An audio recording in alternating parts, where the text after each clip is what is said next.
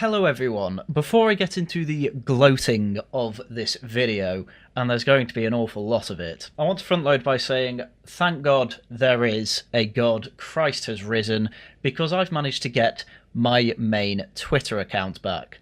And so, if you were ever interested in following me on Twitter, obviously I had a backup account I was using for the past 3 years, but I finally got my account back after I was wrongfully banned after I rightfully defended our monarchy during the Queen's Platinum Jubilee back in 2022. So please do go follow me over on Twitter if you have a Twitter account. I will be posting pretty much exclusively on that account. Unless I get banned again, what's going to happen with the secondary one, not entirely sure. It will probably be mothballed until, well, I need it to rise from the ashes again. Anyway, I am here to go through some of the most predictable political outcomes in the world when it comes to far-right activism. And you can say, oh, you're calling us far-right just to dismiss us, blah-de-blah-de-blah. No, the Homeland Party is pretty self-aggrandising in the fact that it is far-right. They are pretty self-aware that they are further to the right, at least on everything apart from economics, to the Reform Party and Farage, who are obviously the mainstream's version of the far-right. So I'm using that word well within reason, and frankly, I don't really care if you think I'm a communist for saying that. The word exists, it accurately describes this particular party, I'm going to use it from now on. So the Homeland Party was pretty celebratory about a week ago, on the 16th of April, saying big step forward for the Homeland Party. We appointed our first branch organiser in Northern Ireland.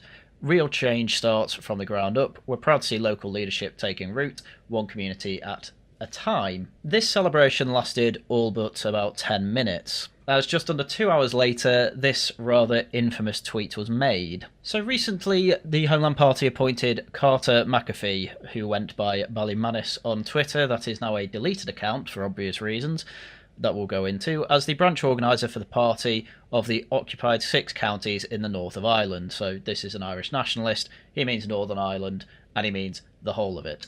However, I have been messaged by a Twitter anon who knew him and his other friends IRL. And, well, this is what he found out. So Manis was his internet pseudonym going back to 2023 at least. However, he made the mistake of using it on all platforms. And, well, the main picture I want to go into is this one. For those who don't know, and I have this on good authority, I don't have experience with this, this is a Grindr profile picture. And once again, I want to make it very clear that I only have this on good authority and do not know this from personal experience.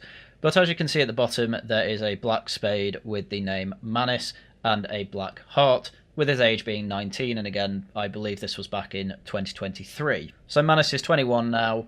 This is something I think he wants to leave in the past. However, at the end of the day, if you're a party that is all about degeneracy and racial purity, which the Homeland Party are not scared of announcing that they are, you probably don't want a man who effectively went hunting for black men to have relations with. That is pretty much the opposite of someone who would want non-white people deported and who actually want to get rid of degeneracy.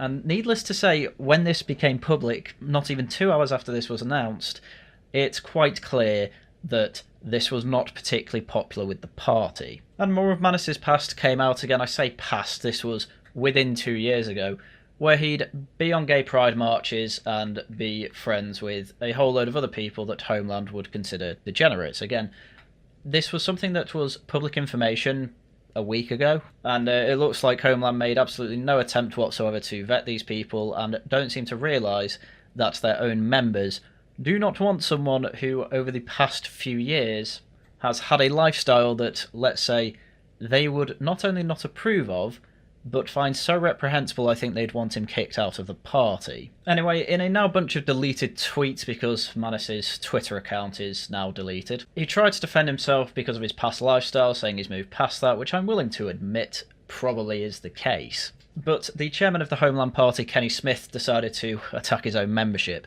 It never ceases to amaze me how quick the cranks and bad actors are to attack our young people. The youth of this nation are targeted day and night by subversives who teach them to hate their ethnicity, history, heritage, and even their own bodies. When they wake up to that evil and see the light, they get attacked for their past beliefs by the cranks and grifters who are desperate to see sensible nationalism fail. I will say, I'd find it easier to believe he actually did move on if he actually got a good haircut. These clowns fear us succeeding because it would mean that they have to man up and get active, they'll have to be disciplined and put themselves out there, or they'll get left behind.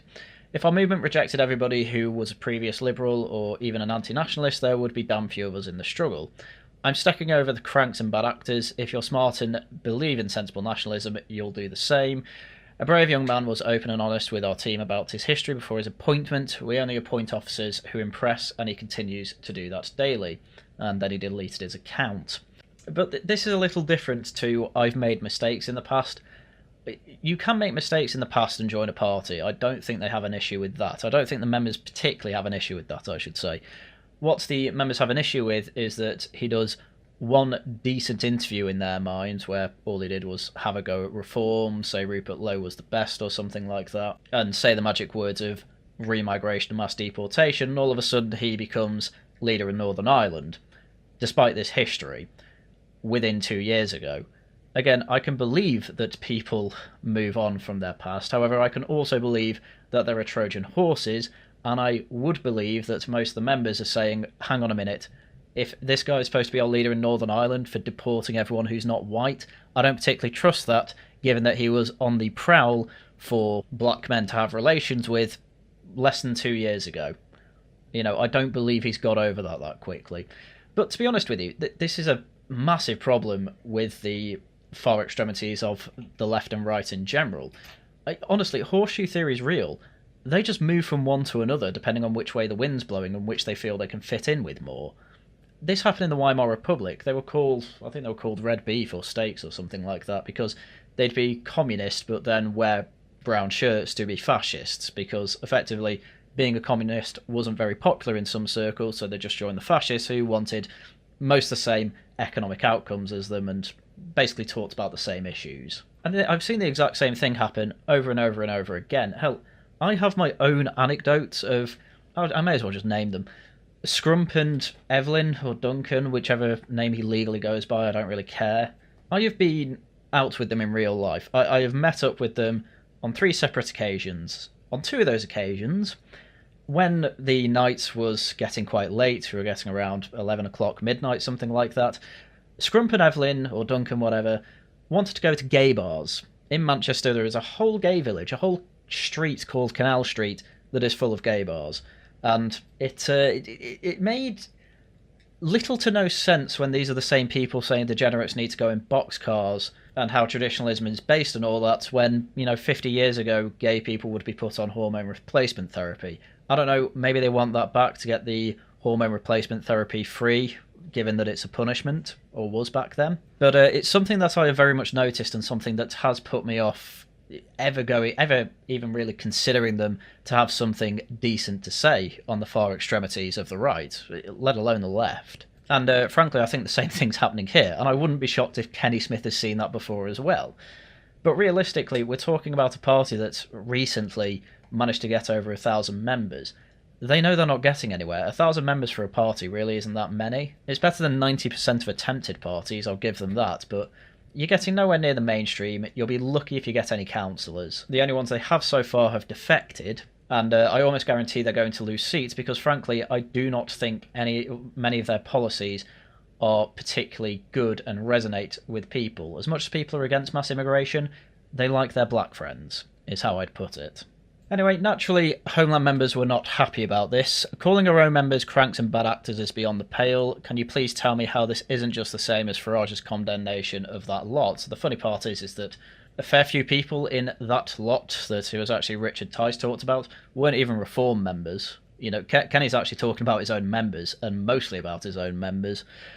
So, someone's been away for the past few days, what's happened, and Incredulous Papist says basically he appointed a trans femboy, I don't think he was trans, I think he was just gay, who likes black men as the Belfast branch manager. All the membership pretty much opposed it publicly, but Kenny refused to back down. Eventually the guy did resign, but Kenny decided to force Zuma Historian out of the party for supporting the anti-Carter folks. Zuma Historian basically only being known for making a bunch of World War II revisionist history videos on YouTube and getting an absolutely ridiculous amount of support and money for it. Am I bitter about that? Yes, of course. I suppose his editing skills are good. It's just a shame that there's an awful lot of money in Jew hate. That is all I have to say about that. But yes, it turns out that one of the main reason people joined Homeland in the first place, because of these popular YouTubers and social media personalities like Zoomer Historian and Steve Laws, well, Zoomer Historian's been kicked out of the party, and people aren't happy about that. That is why quite a few people joined the party in the first place. I don't know necessarily how many, whether it's majority or, 10% or something like that. However, there have been quite a few people who have said, oh, they kicked out Zoomer Historian, I'm gone to them. And when it comes to a party that's about 1,000 members large, you don't want things like that. Anyway, naturally, Steve Laws was dragged into all this. He just stated at first, the recent decisions were nothing to do with me, to be clear, and neither is it something I agree with. To which someone makes the point, hang on, you were in conversations with him publicly on Twitter, and trying to make the point that as much as Steve Laws tries to go on about how he doesn't like homosexual behaviour, he's happy to invite homosexuals into the party. These people have crazy dramas, is all I can say. To which Steve ends up saying, when I asked him to join the party, I had zero idea of his past, despite the fact, as you can see here in the screenshot, Manis clearly had an account with a gay pride flag and a trans flag. I don't know what the hell he's talking about. And once Steve Laws did, he wanted his removal. Which, yeah, I'm not shocked you did. But unfortunately, the heat kept piling on Steve Laws, because the question does have to be asked, how did you not vet this guy? Reform hasn't had a perfect track record on vetting people. However, it's had to vet literally thousands of people when it comes to candidacy. This was one guy, and it's possibly the most direct opposite of Homeland that you could get, and they still managed to let it happen. Of course the heat was piling on. So to absolutely nobody's surprise, Steve Laws has said, I've stepped down from the National Council and as the South East Regional Organiser of the Homeland Party. Not because he's gay or likes black men, by the way, it's because the party let another regional organiser in who is gay and likes black men. I will post my reasoning as to why later today when I can find the time. So let's get into it. So a bit of a monster this, and there's quite a few tweets like this in this video, but I'm going to gloat about every single one. I've stepped down because I disagree with Homeland Party's direction. It's a nationalist party that isn't focused on nationalists, instead it's chasing the middle ground without a solid base to build from. Worse than that, the leadership are actively attacking and smearing nationalists, which is something I complain about for a while now. Any form of criticism is met with block or a smear, and it's not acceptable. I'm not shocked about that, Steve. A lot of your followers have attacked me in the past. An awful lot of them have called me Jewish for some goddamn reason. And I don't know what you'd expect when you invite some of the, frankly, most insane people in Britain on board with you. Like, don't get me wrong, the Homeland Party does some decent stuff, like the Litter Pit King and the Getting Rid of Graffiti. If all you did was that, as I've said before, I wouldn't have a problem with you, because trying to do anything else was always going to end in disaster.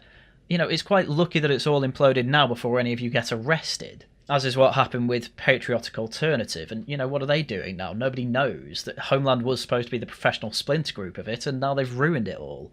Which is just amazing. This was entirely predictable. The only thing I didn't predict is that it would be this quick. I thought we'd be hearing about them for another year. Anyway, on to paragraph 4. I also strongly oppose the recent decision, which I couldn't back in good conscience. Furthermore, which is obviously the one about the Manis situation. I pushed multiple times for a tougher remigration policy, as the current one won't solve our demographic challenges. I'm going to get into that in a second, because that's probably your most sensible position. 6 of the points on his 7-point remigration plan are reasonable, to be quite frank with you, and largely what I want. The party's preference for tweaking wording or positioning itself just to the right of reform isn't enough. I'll share what I believe through a remigration plan and should be in the coming weeks. Am I going to go through that? No, it's going to be pointless. I also tried recruiting a BO branch organiser who was working really hard and would have been a great asset in the southeast region. Leadership wasn't keen, but then appointed Civnats and Catboys straight into similar roles. There's no logic to any of this. No, there's a lot of logic. I would imagine a lot of them, when they are out leafleting with your, oh my god, look how little white people there are in the actual country, which I'm not particularly making fun of having issues about that situation. I understand them. However, when you go to a door and you try and explain your position, yeah, you end up probably just sounding like racists. And a lot of people, as I say all the time, like their black friends. And so it was probably off-putting to a lot of people, and they were probably listening to that feedback. And as I've said for a while, everyone is just going to converge, on the right I mean, to the reform policy. because frankly that's the only one that's even got a chance of winning. And the same thing's obviously been happening internally with Homeland, with Steve Laws trying to effectively put out fires where they come up, and about to get into one in a second. And similar things have been happening with UKIP. They've completely denounced ethno-nationalism in the past. Recently, I mean. Britain First are calling Homeland to neo-Nazi. Everyone is effectively trying to now distance themselves from being too far right, which I find absolutely hilarious, because if you're trying to do that, why not just join the Reform Party at that point? Which, frankly, is Steve Laws' point. And frankly, he's right. Where else, ethno-nationalist, do you have to go? Every movement you try and make, and I have seen it happen numerous times over the years. I've been doing this for nearly a decade. I've seen Generation Identity died a death. That got embarrassing when they brought Enoch Powell's car. I don't think any of them actually understand Enoch Powell's position on immigration either, by the way. And every time I go through it, I'm just told I'm gaslighting them or trying to excuse mass migration, which is just ludicrous. You then had Patriotic Alternative. That died a death after the whole, oh, I love the Mein Kampf book thing. Oh, he likes a book, so what? No, he doesn't just like a book. He wanted to keep it for all future generations. And obviously the split after that has been Homeland, and that's, oddly enough, that's been by far the most professional. I will give Homeland that. They have looked the most professional out of all of them. They also happen to have been the quickest that managed to implode. So maybe there's just an issue with being far-right and professional. Maybe it's just impossible, like I have been saying for years, but there we go. Again, I am absolutely gloating about this. It's Easter Monday. I've had a great weekend. My main Twitter account's back. I am absolutely making fun of people that I've been making fun of on Twitter for some time now. You just love to see it. Anyway, I'll finish off with the fifth paragraph. It goes on just to say thank you for all your help effectively after this, but this isn't an attack on the members. 90% of them are great people who want the best for the country. I've seen firsthand how hard everyone works and cares for our future. Again, the litter picking and the cleaning graffiti, perfectly good stuff.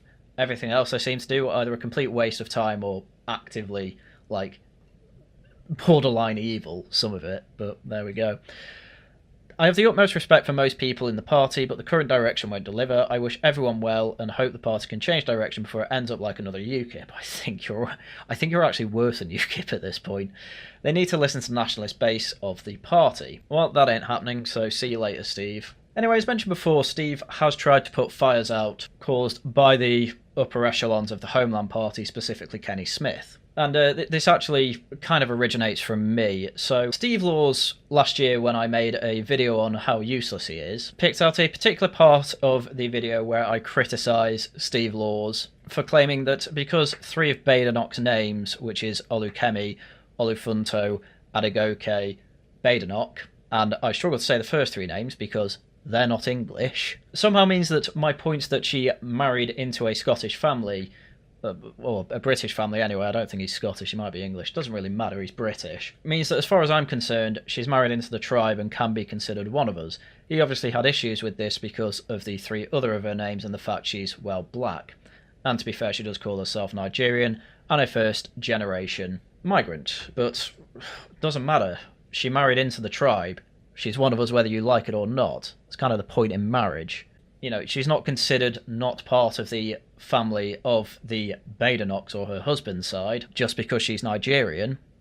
So why wouldn't it apply here? But anyway, as you can see from the rest of the tweet, it actually turns out that Kenny Smith agrees with the Haryan position, which is that if you're married into the British family, you are British, you can stay here.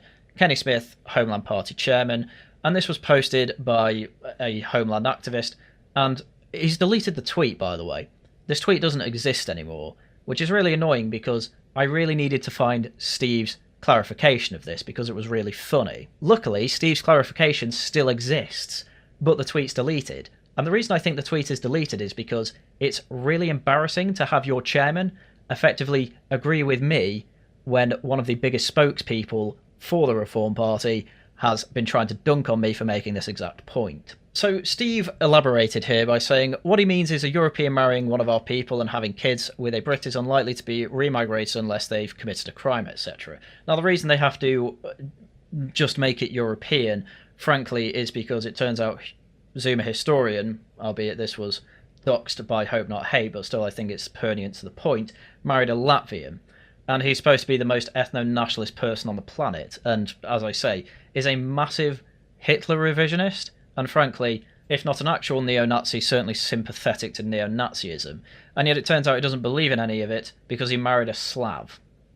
Anyway, to be clear, it doesn't make them one of us, despite what, obviously, Kenny Smith said. It just means that a child with an English parent and, let's say, a Portuguese parent will then be half and half.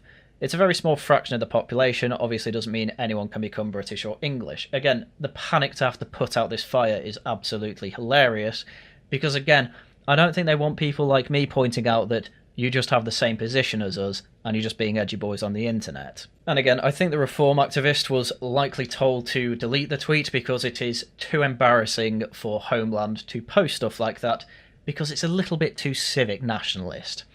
But as it turns out, civic nationalism is yet again winning. Trump, civic nationalist. AFD, frankly, if you call them ethno-nationalist, you're obviously an idiot.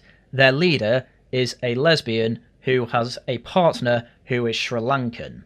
And again, they are rising in the German electorate. Swedish Democrats tapered their message too and ended up with a pretty decent coalition with the Swedes and got net emigration. Again, civic nationalists. Ethno-nationalism, complete dead end. I've been saying it for years now. I'm willing to listen to your problems, but unfortunately, it's just been proven to me again and again and again, I'm in a good position to just ignore you. I'm willing to listen to you, and I'm willing to make some changes in my thought process because of points that you make. But one, it's not many good ones, and two, the ones that are good, I've already incorporated, frankly. I don't think there's much more I can learn from you, and politically, you're a complete dead end and in fact a complete detriment to the right. So I'm very glad that you managed to reach 1,000 members, which we're getting into, and then imploded like this. Again. Anyway, there is another member of Homeland that an awful lot of people follow, and quite a lot of people I know say that this guy's one of the smartest and most analytical people about. And I'm not being funny, but I think it's one of those midwit tests. I find this guy, Northern Variant, to be one of the shallowest people I have ever seen in my life. He just manages to write absolutely copious amounts in his tweets and in his blog to make a point he probably could have made in about 3 paragraphs. I am not going to read this whole thing, however I am going to summarise the points, because this was Northern Variant's take on the whole situation, where effectively he says there's disagreements within Homeland and he can't comment on the specifics because he's not in the loop and is simply someone who is more of a policy advisor than working directly with the party leadership. He says he's disappointed that some are choosing to part ways. That's Steve Laws. He thinks it's premature. The party is still developing, and it will be a shame to junk 2 years of hard work and 1,000 volunteer hours. We've built a brand that is already widely recognised. It's not widely recognised. The only people that know what it is are people on the internet, and I would wager that most people who've heard of them see them as a joke more than some sort of serious political party. But it is very funny that Northern Variant is saying there's no point trying to make a new party when for months, possibly years, he's been trying to say Farage isn't the answer, reform is pointless, that's going to implode like crazy, it's never going to work. He then went really mad and was like, oh my god, I love it, reform is imploding because of the Rupert Lowe situation, and reform has basically entirely recovered from that. Entirely. Like, it's not imploded at all. It's literally stronger than when Lowe was part of them. And so of all people to have to suffer an implosion like this, Northern Variant, as I say, man isn't analytical. I've rarely seen anything from him that's actually worth reading. A lot of it seems to just be cope, and a lot more of it seems to just be, frankly, again, just out-and-out racism. There's no other word for it. Oh, you're saying racist. Oh, that's just a slur. I don't really care anymore. You people, over and over and over again, constantly show me, over and over again, that you are the exact type of racist that the left describe you as. And I unfortunately get it put in the same box as you, so I'm happy to actually throw you into that box as well, largely because it's very accurate, but also because it means that they can't use that slur against me, because I can point to you and say, no, they are the racists, I completely disavow them because they are mental. And Northern Variant's whole work is just trying to excuse, frankly, his own racism and make it seem more intellectual than it actually is. It doesn't take an awful lot of effort to say just don't like them, simple as. It takes a lot of effort to say that in 20,000 words, but at the end of the day, if you can say it in a sentence, why say it at all? So in recent months, more and more people have woken up to the fact that civic nationalism on the right is little more than containment and are in search of a new home. Well, they found one and it imploded, so what does that tell you? A lot of people have communicated to me that they like what Homeland is saying, but are put off by some of the rhetoric from some quarters who pay little regard to their conduct online or consider it how it reflects on the party. Some are needlessly aggressive, some call me Jew, for God's sake, combative and hostile over minor philosophical disagreements. It's an instant turn off people who would otherwise give us a fair hearing, and I wouldn't be surprised if a few of them just joined Reform, because they seem much more professional. For those attempting to read between the lines here, I have no animosity towards Steve Laws, and my remarks are not about him. Steve is brave, intelligent, dedicated man who conducts himself with great passion and humour. Don't know about intelligent, I'll give him the rest though. I am disappointed to see him step down, not least because we are making progress. Yeah, but if you can't vet your own regional officers, then obviously people are going to step down, especially when your chair is trying to defend that stupid decision. It's just mad. As it happens, I have agreed with Steve that our immigration and remigration policy must be firmer. I think, though, that Steve has allowed impatience to get the better of him. We've only really just published our first remigration policy, and it was thousands of pages long, and I don't care. I could tell you wrote it. Steve helped contribute to the policy. There's other names like Ant Burrows, Buried in Work, and Kenny Smith Never Stops. Well, again, as I've already gone through, people seem to be putting each other's fires out about what they are saying in conversations and online. It's a mess. This whole thing makes the Rupert Lowe situation over at Reform look like the peak of professionalism. Like that was a disaster when it happened, and luckily they've managed to move past it with relatively little damage. Homeland got him one femboy, put him in a position of power, and then the whole party imploded. I'm not being funny, but getting rid of an MP is much more serious than screwing up on a regional officer. And yet here we're in a position where the Homeland Party is basically dead. Like, overnight. I don't see how they're recovering from this. And here we have Pete North trying to effectively stay on the fence here. Oh, I like everyone. Oh, but we're all working hard toward the Homeland Party. Yeah, well, this whole issue has come from, quite obvious to me, disagreements within the upper echelons of the party. Those saying we need to be basically hide our power levels a bit more, and then Steve Laws and Northern Variant who are like, no, we need to just be more blatantly racist. And again, if you're just going to try and contain yourself a bit more, why not join the so-called containment party of Reform anyway? Oh, because they won't let you in, because why would they let people in who joined a party that was headed by a neo-Nazi who was happy to stay in Patriotic Alternative for 3 years after the whole Mein Kampf incident, and left in the end because there was some sort of money embezzlement.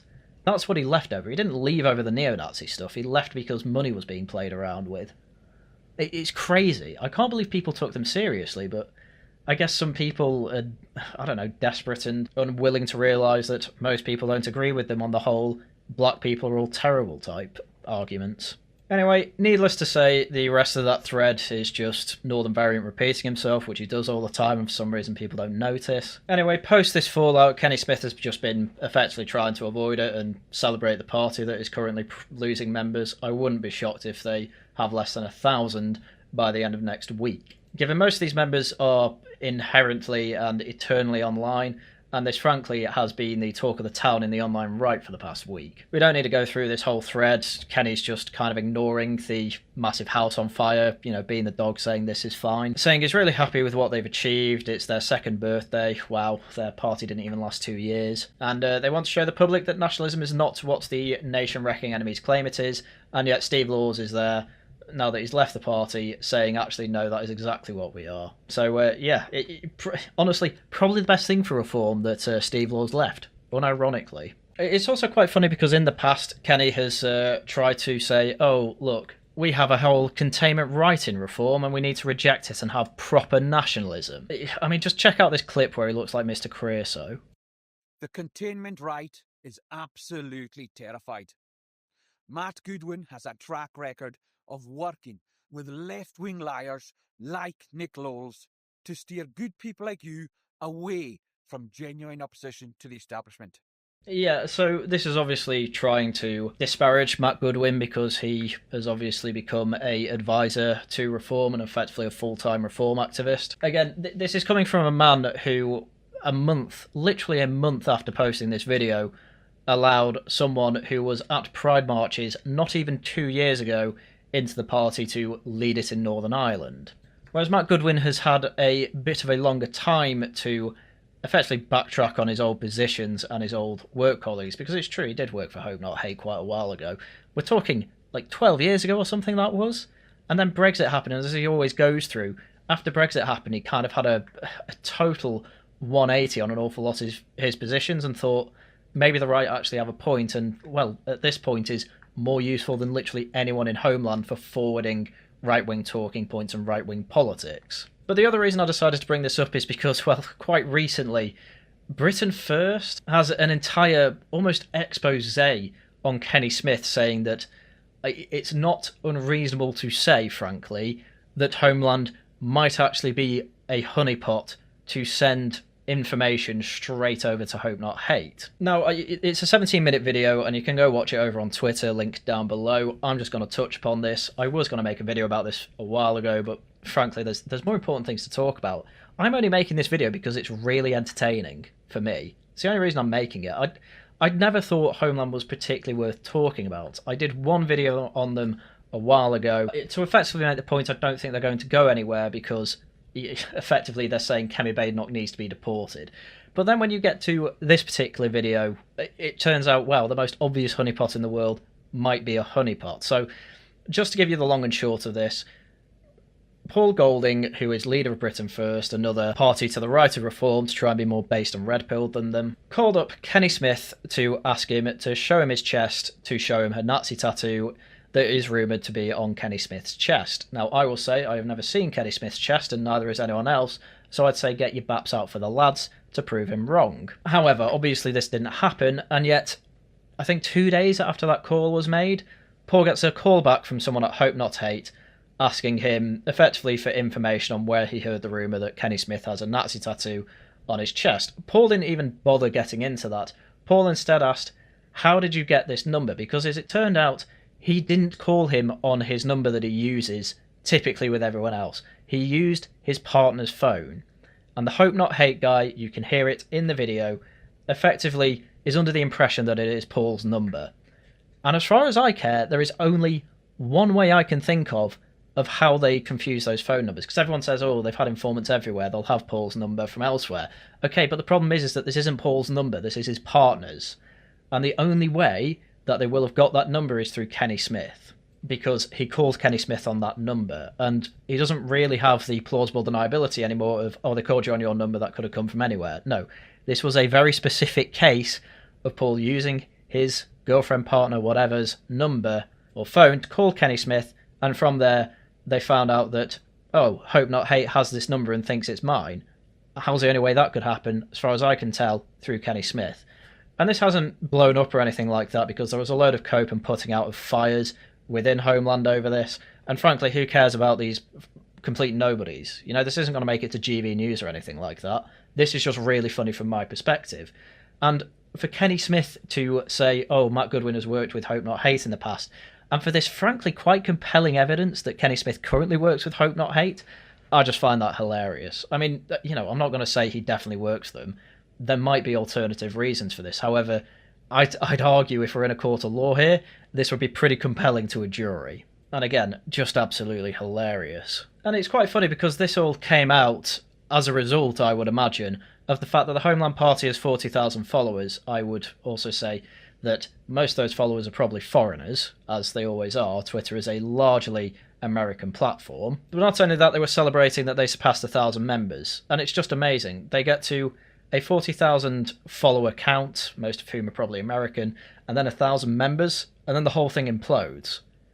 You know, even Reform before Farage officially came back was at something like 70,000 members. It might have been 40,000 actually, I can't remember, but they managed to be quite a number of times larger than the Homeland Party and didn't even manage to implode. Hell, they've managed to get to 225,000 nearly, and they've still not imploded, even with the low situation. Again, I'm gloating about this because the amount of pushback I have got for effectively calling Homeland useless, calling an awful lot of their leaders idiots, basically saying anyone that has taken them seriously is in for a nasty surprise in the coming months, turns out I'm just completely right. Again. Honestly, the extreme right has never in this country managed to get a decent holding at least since Oswald Mosley anyway. There is no mass appetite to just deport people because they came to the country. There's the other part of this equation, that is, they come to the country and either don't integrate or commit crime. People are very open and tolerant in this country. The left are actually wrong when they say we are not, and they have obviously subverted the entire idea. And I'd even go as far as to saying this was probably true in the Victorian period as well, to some extent, or at least enough to have an Indian MP. And mosques started to be built in the late 19th century as well. Obviously, this isn't me saying they've always been here. However, this is me saying that just because people want an awful lot of them gone doesn't mean they want them all gone. And that is what the Homeland position is. And as I keep saying, it's not very popular and won't get them very far because, frankly, if people are going to vote for someone, they don't want to feel like they're voting for Nazis. Another funny thing about the timing of this as well is that they were planning a big remigration conference on the 26th of April. The whole thing had sold out. I have no idea how many tickets it necessarily was. I am going ahead and guessing that it was in the hundreds of people rather than thousands, which obviously is what Reform always managed to largely sell when it comes to their conferences. And typically they have a decent hall that can fit maybe 200 people in. Again, they're not a big party, and to be honest with you, as I say, when it comes to professionalism, that's not too bad. The funny thing is that Renaud Camus was supposed to be a speaker at this conference, and he was stopped at the border by the border police, which just goes to show that borders can be enforced in Britain. It's just you have to be going to a Homeland conference. And again, I am completely against stopping Renaud Camus for coming over just to speak his mind at a conference because he happens to be a little bit too spicy for the British establishment. Obviously, with Camus being banned from entering the country, he actually managed to get on GB News anyway, who he was supposed to get on there in person, I believe, to talk to Matt Goodwin. And in talking about this whole thing, the conference is mentioned, but the Homeland Party is not, which I would... If I was a Homeland top brass person, I'd be pretty annoyed at losing out on that free advertisement. However, another really funny thing I'd find from this is that this clip is from the same day that they imploded, or at least they started to implode. And so while you've got this guy talking about the Great Replacement and how he is against the Home Office establishment view on the way the world should run, if you actually go off to actually find this conference and find it's from the Homeland Party and you see them currently imploding because they put a femboy in charge of a branch, you'd probably be thinking, who are these jokers? So in a way, they should be quite glad that they didn't get the name shout-out they were expecting. But there we go. I am enjoying this implosion, and even when they do manage to get some high-profile, or relatively high-profile people over to talk at their conference, they don't even get a name shout-out. It's quite funny, because I think they've had AFD people over as well. And AFD barely mention the Homeland Party at all when they talk about other countries' politics, or the UK's politics, I should say, which I just find hilarious, frankly. Anyway, there is the containment piece as well. Matt Goodwin talking to this man about the Great Replacement and things like that. So again, if we're going to be serious about talking about containment, let's actually get the targets right. Kenny Smith, we have much more reason to think is containment and an informer to hope not hate than Matt Goodwin. Anyway, in terms of other fires that they've had to put out, it was quite obvious a while ago that people who are more on the mainstream side of things just want absolutely nothing to do with Homeland. Goes on once again about how he likes his black friends, such as Iron Hershey Ali, and as I've said in this video, sees Homeland as a rather large dead end. It's unfortunate that Connor keeps going to other dead ends instead of backing Reform, because he's a critical friend who keeps giving them absolutely the worst advice I've ever seen in my life.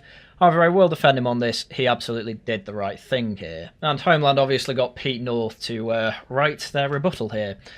This is why more and more people are calling you Containment Connor. Well, because he's correct. You keep talking about us as though you're an authority, yet you refuse to have dialogue with us directly, even in private. That's worse than the mainstream media. Again, mainly the only dialogue I have with Homeland Party people is effectively putting them into a corner rhetorically and then laughing at them. That is what typically happens an awful lot of the time. And as time goes on, I'm proved more and more and more correct, and they take on more and more and more of my positions, because it turns out I'm correct. These positions are popular and get your votes, which is what they're after as a political party. Electoral success can only be built by passionate people coming together, blah, blah, blah. Trying to smear a party approaching 1,000 members based on guilt by association. So this was obviously because Kenny Smith is ex-Patriotic Alternative, as I mentioned before, and he didn't leave the party over the whole Mein Kampf thing. He left it because of money issues. And let's be absolutely fair. Again, you call it stop blaming us for associations. Well, I have been called Jewish by your own members. And in fact, as you can see from a little snippet from a argument I was having with friend of the channel, Rubber, there are people at the top brass of the party who are just, as I constantly say, out and out racists. Oh, was Disraeli British? No, he was Jewish. Oh, so Jews can't be British then? No, because ethnonationalism, rah, rah, rah, rah. Oh, I guess we never owned the Suez then. It's positions they cannot hold. This isn't implying that everyone can become British. There are obviously people who have absolutely no interest in it whatsoever, make no effort to integrate, and will never become British because they simply either don't want to, or hey, maybe some people are completely incapable of it. But to try and say Disraeli, who was, just to make it clear how popular with the British people Disraeli was and how much he was seen as a British person, he had one of the biggest state funerals at the time for a British Prime Minister, and as a result they made the Primrose League, in which I think it was something like 10% of the British population joined after his death, as it was just a charity that was supposed to put forward his values, say, and effectively do philanthropy work in his name. Literally a tenth of the population. So it's the biggest non-governmental organisation at the time. It's just obvious that people saw him as part of the country to the point where they want his memory within the British story to go on. And we have absolute morons here who've achieved barely anything in their life saying, nah, he wasn't British. I am more worthy of staying in this country by accident of DNA than he is, despite the fact he did far more for Britain than, frankly, most prime ministers post-Churchill. But yes, my point on this whole thing is that you can try and claim that these have been smears and we're trying to smear the party and we're telling lies about them. Fact of the matter is, you push these people into a corner and they can't help but show that they're not wearing any clothes. Their remigration policy is clear, apparently. Everyone seems to understand it just fine. We have never advocated deporting people's wives or those who are mixed or have settled. In fact, we've explicitly stated the opposite when asked. Anyway, having said this, here's Steve Laws saying she should be deported about Kemi Badenoch. I'm not going through all the African names she has. So, yeah, trying to claim that you're not going to deport people's wives, those who are mixed or those who have settled. Definitely not true of the wives thing, according to Steve Laws. Here's another one of him saying that he's going to deport Zaya Yusuf, a man who has settled in the country to the extent that he has lived here all his life from birth. So, yeah, nice one there. I'm not going through any more of that Homeland nonsense. It takes barely 5 minutes to find out that most of it's nonsense. Hence, once again, I know Pete North wrote it. Sorry, I don't think I mentioned. Pete North is Northern Variant's real name. He goes by either. Yapper of Nonsense is my name for him, and I think you can find out why through this video. And this stuff was pretty obvious from the very start of when they had the skeleton, let's say, of the remigration strategy. I've been through this before. Effectively, step 1 to 6 are mostly reasonable. The main problem I have is return refugees. I wouldn't return them all. I've not really seen an issue with Ukrainian refugees, and frankly, everyone I know who knows a Hong Kong refugee does not have an issue with them. Removing benefits makes sense. Deporting all illegals makes sense. Deporting foreign criminals makes sense. You know, step 1 and 2, fine. Deporting everyone who came illegally, totally fine. Return refugees, iffy. Stage 4, all immigrants on benefits and not working need to be deported. To be honest, I think they'd go anyway, but fine. Stage 5, any foreigner working against our interests, fine. Stage 6, well, again, foreigners working against our interests, that's just foreign criminals.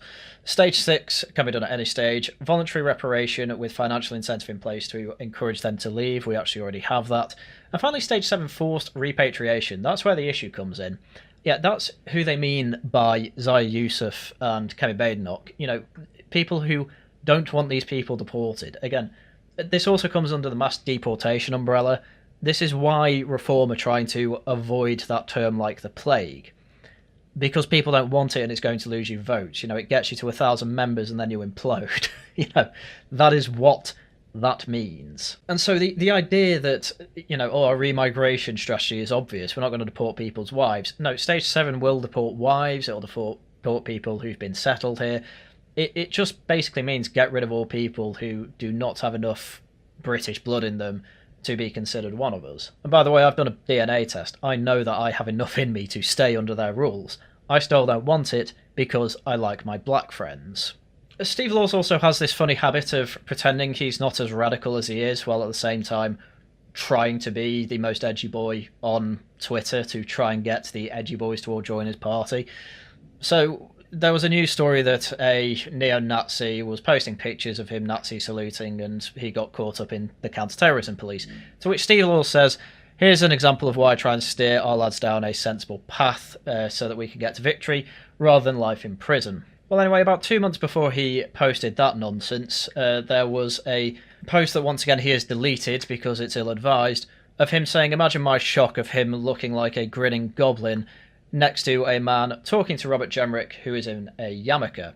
Obviously, this needs to be spelled out for any of you, Steve Laws isn't a great fan of the Jews. And obviously this screenshot is one I saved before it was deleted, to make the point that Steve Laws is just the worst liar on the internet. He's not as bad as Boogie2988, but he's pretty bad for the online right. And the online right has some pretty bad contenders for liars.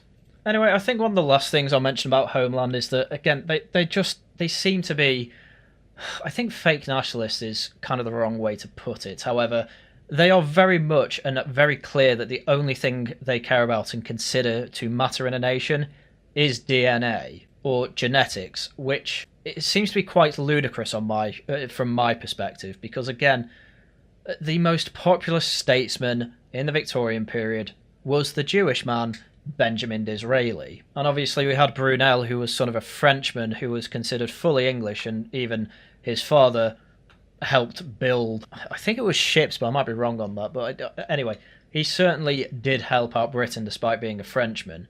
To some extent, we've had civic nationalism in this country for nigh on 200 years. It's just obviously we didn't have the amount of migration we have now back then, and so these were very easy to integrate. You know, we've had Jews over from Russia before, for example, because of the pogroms. We've had Huguenots over from France who integrated as well. Hell, even some gypsies have managed to integrate as well, although some haven't, obviously. But anyway, as you can see on the screen and have seen for a while, I just had to make this point again.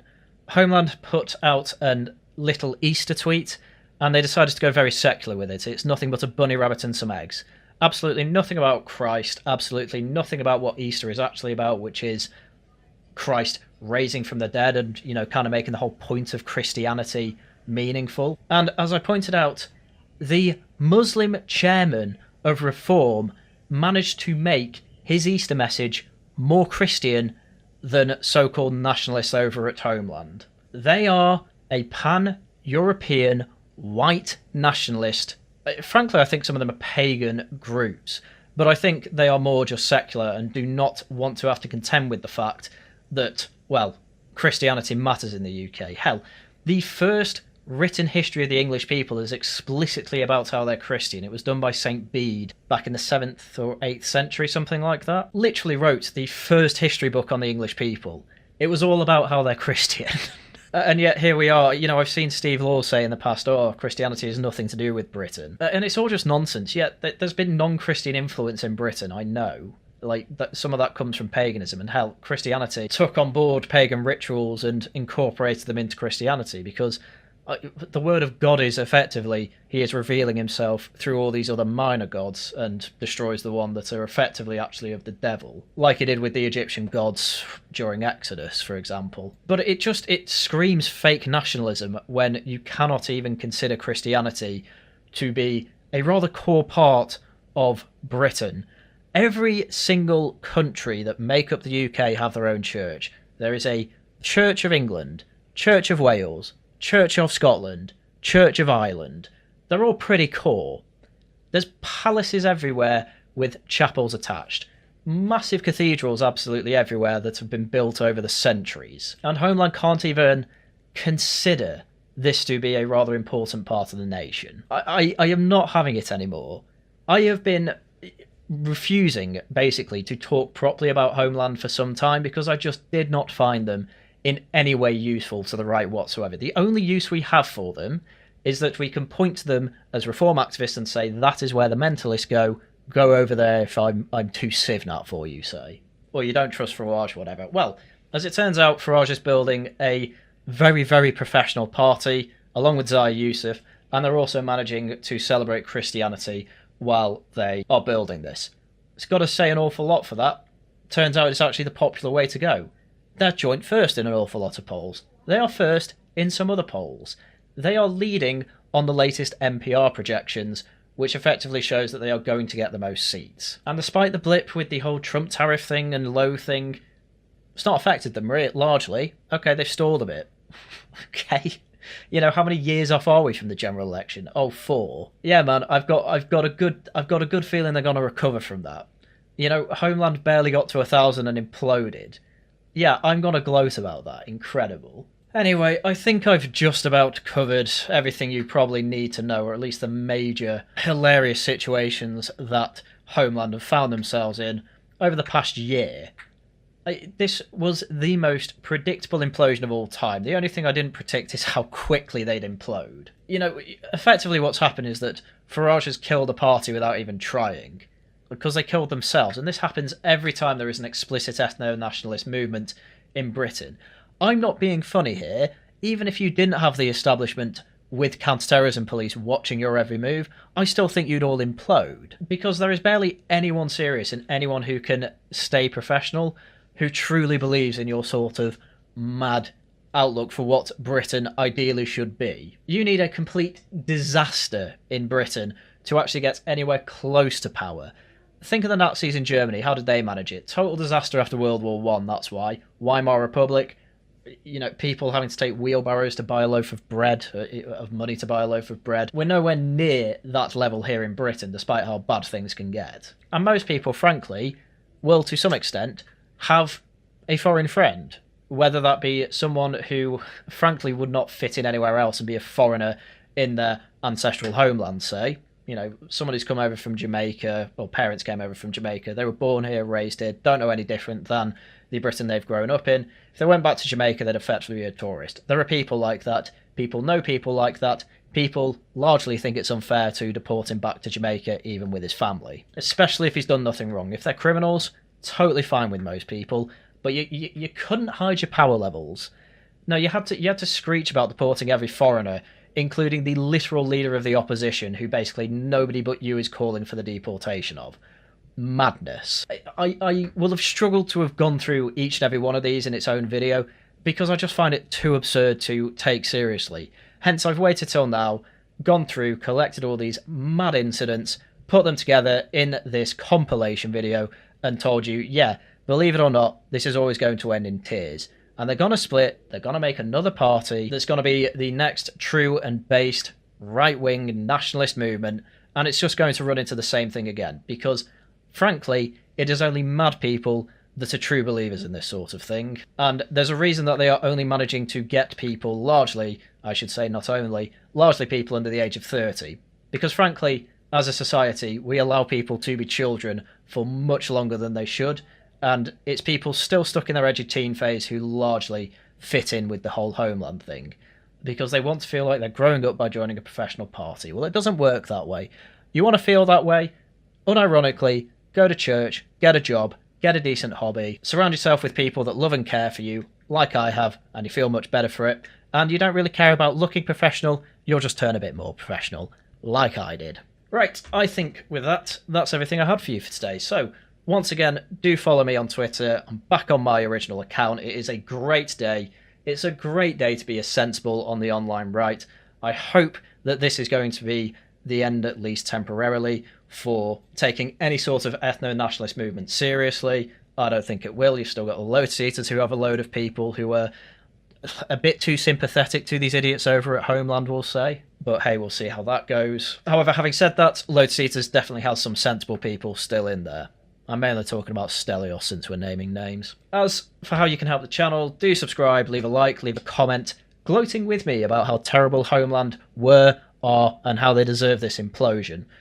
Do also become a channel member if you enjoy what I do, and send super chats and super thanks whenever you feel I deserve it. As for shilling, Tosh News will be back tomorrow, obviously. We're going to be crossing a few things off the old bingo card that we made at the start of the year, and not only that, we are going to be going through the news of the past 2 weeks, and I have no doubt we will be touching upon this Homeland kerfuffle, because frankly, it's been hilarious. I think that's actually pretty much it for streams that week. I may do a gaming one actually, so keep an eye out for that. videos out as and when I can make them. I wasn't even going to make this today, but I just found this too hilarious, so I hope you enjoyed it. But with that, that is everything I had for you for today. So once again, thank you very much for watching, and until next time, goodbye.